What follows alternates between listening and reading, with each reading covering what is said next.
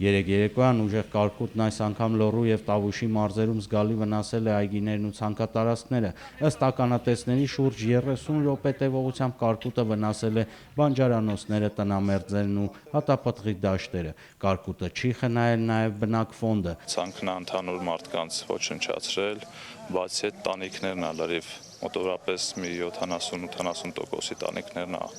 լրիվ ջարդփշուր արել։ Իրոք վիճակը ծանր է, բոլոր համայնքներն, այսինքն որտեղ եղել է դեպքեր, պետք է աշխատեն համայնքային հանձնաժողովները, բնակիչները գնահատեն վնասները, ներկայացնեն, մենք էլ ուսումնասիրենք եւ այդ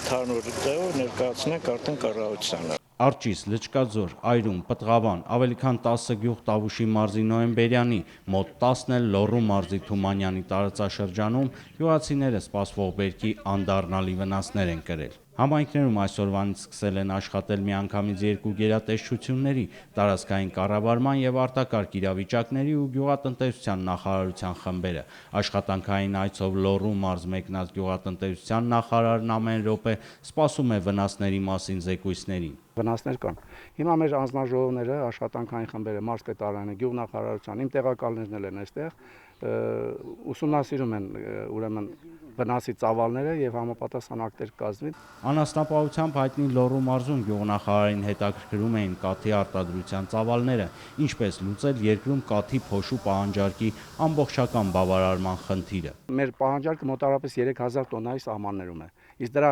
հզորությունները մենք ունենք եւ կարող ենք արտադրել։ Կաթի փոշու արտադրությունը սեզոնային է համարվում, հիմնականում արտադրվում է ամռանը, երբ կաթի ծավալներն ավելի մեծ են։ Փոշու տեսքով կաթնամթերքի արտադրությունում կիրառվում է առավելապես ձմռան ամիսներին, ընդհանուր պահանջարկի դեֆիցիտը լրացնելու նպատակով։ Վահե Կոստանդյան, Տիգրան Բաբայան, Առաջին ալիք։